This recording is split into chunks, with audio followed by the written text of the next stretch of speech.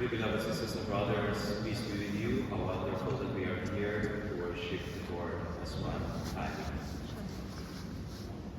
Let me invite you to reflect on the wonderful readings of today, 31st Sunday in the Ordinary Time. And let me focus our reflection on the first reading and the Gospel. Let me begin with a short story. A catechist in a Catholic school was talking to a class of 5 and 6-year-olds about the 10 Commandments. And she started with a question. Can you give me a commandment with only 4 words?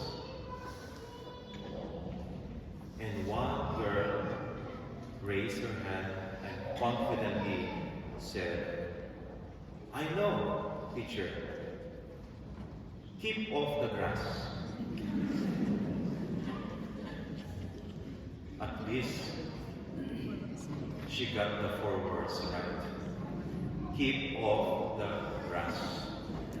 But the teacher was expecting, thou shalt not kill, thou shalt not steal. Instead, she answered, keep off the grass.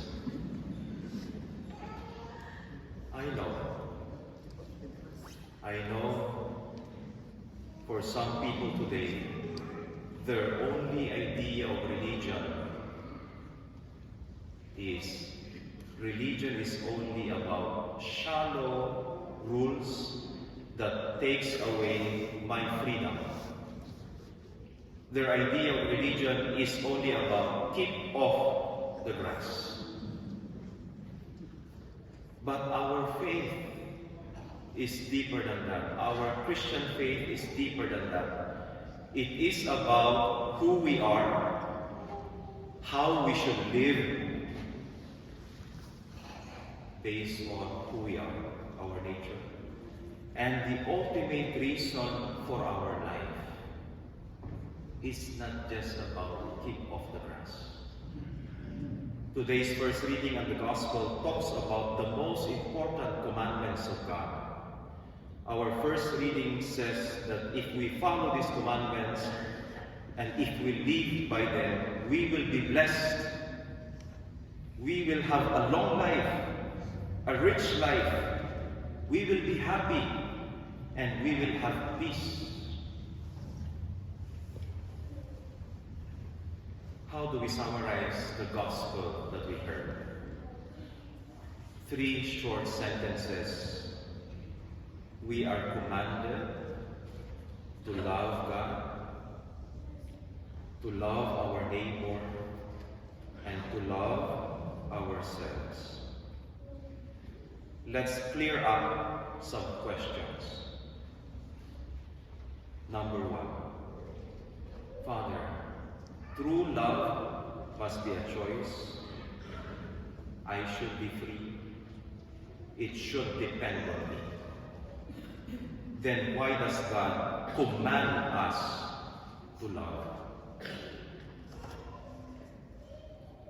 The commandment to love, as we read in today's gospel reading, is not an imposed obligation that takes away our freedom, that limits our free life. Rather, God shows us what true love looks like. God is giving us a standard. This is what true love looks like from the perspective of God. It is not based on my feelings. It is not based on our selfish desires. It is not based on our moods. It is not based on our obsessions.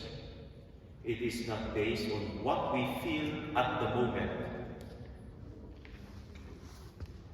And Jesus gave us a high standard. He says in John, a new commandment I give you, love one another as I have loved you. By this, everyone will know that How did Jesus love us? St. Paul writes, God proved his own love for us in this. While we were sinners, Christ died for us. And since God created us, he knows that we are capable of doing more, of doing greater. What limits our freedom is not actually these wonderful commandments of God, but our selfish desires. God wants us to have more and to be greater than our selfish desires. I hope we cleared up the first question. Another question to clear up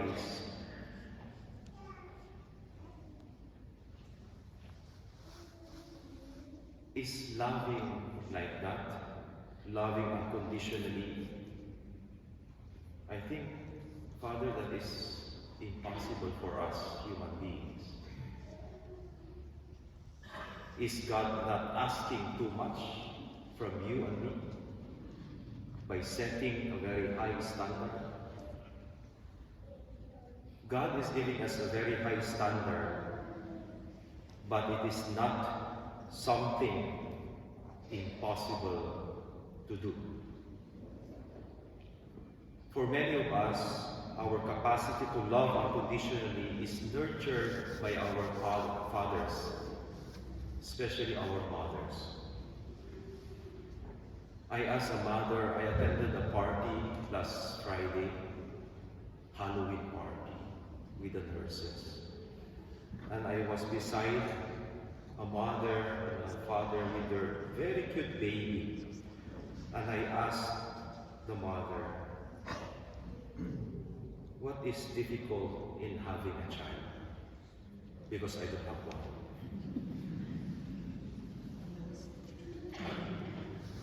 And she said to me, marami pa. Marami. Yung puyat ka lagi. Yung marami, wala kang ligo. Wala ka lang time mag-ayos ng sarili. Bago ka kakain, kahit nagutom ka naman, yung baby mo na pakakainin mo. Hindi ko alam kung gano'n yung ginagawa niya sa asawa niya.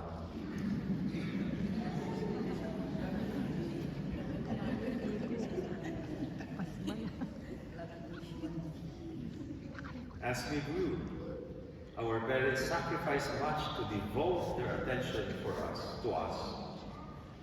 You see, we realize loving others unconditionally is challenging,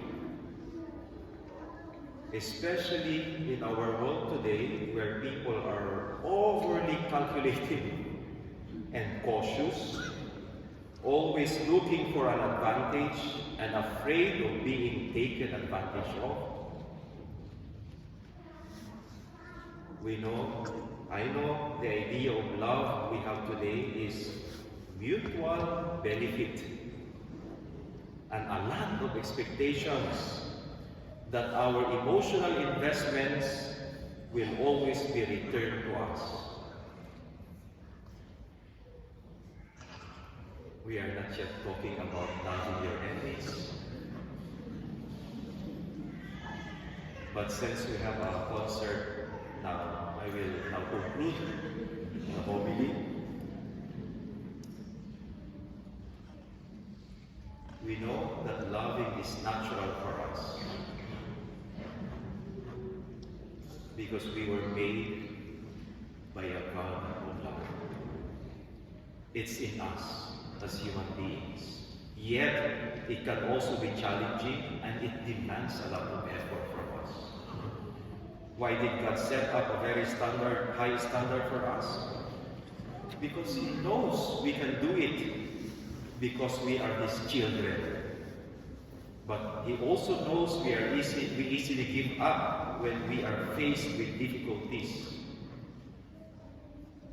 The only way we can do it is when we come close to God, the source of love and grace. When we move away from God, we are on our own. And when we are on our own, a lot of terrible things happen.